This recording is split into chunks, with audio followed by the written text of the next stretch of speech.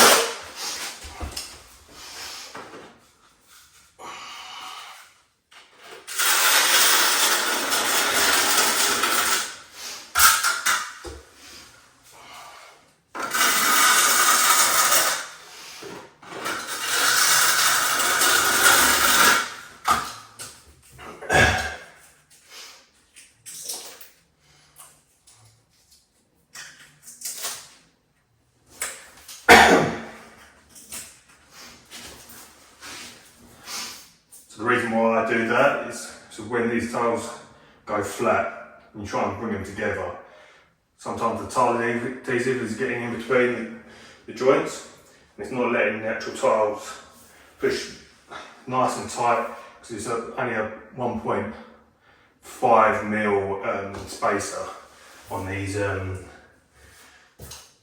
tile leveler kit thing. And yeah, so you just do that beforehand, and well, it's meant to be better. Don't ask me if it is true or not, because I still had trouble.